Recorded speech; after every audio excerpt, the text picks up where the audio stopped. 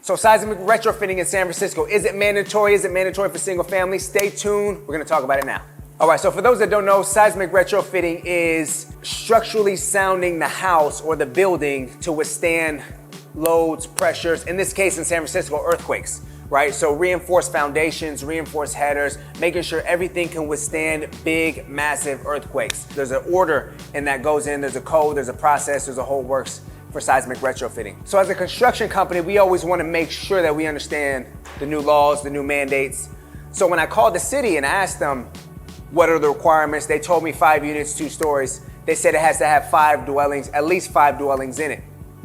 To which I replied, what about the single family stuff? Is it exempt? He said, we don't worry about single family. They don't have to do mandatory upgrades. I said, what if they add an additional 4 to 5 dwelling units? Because that's very common in San Francisco to do. He said, no. He said, it has to be built 5 units, 2 stories. I said, well, what if you had certain square footage? Does that come into play? No, it doesn't. So I know, so you got to think about this. It's not mandatory for single family homes to get retrofitted. However, there's no square footage requirements. There's no requirements on additionally built ADU buildings or ADU dwelling units. So it makes me think, is it really mandatory or is it some kind of litigation thing? So we're telling all our clients to do it anyway.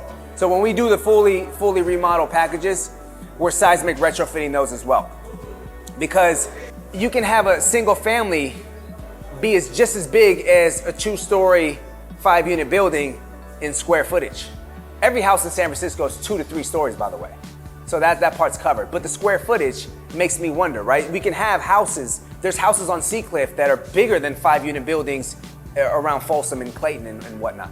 So again, we're telling our clients to do it anyway, okay? Like the mandates that they have, they apply to all our projects. So we go above and beyond and do that. If you're still confused about the whole thing, we'd love to sit down and talk more about it with you.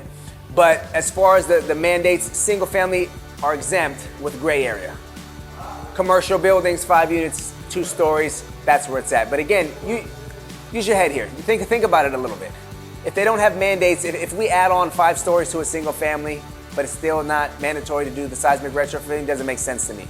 If you have a home that's bigger in square footage than a 5-unit commercial building, 2 stories, but it's not necessary, that just really doesn't make sense to us. So again, we're telling all our clients to do it anyway.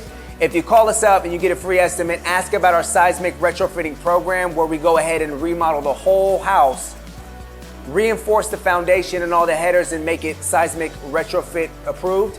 But then when we're doing this, we also find that we can add a little bit more square footage to it. So if you call us right now, ask about our seismic retrofit package. We have something bundled very nice for you. If you're thinking about a remodel, probably the best option for you. But that's where we're at with seismic retrofit.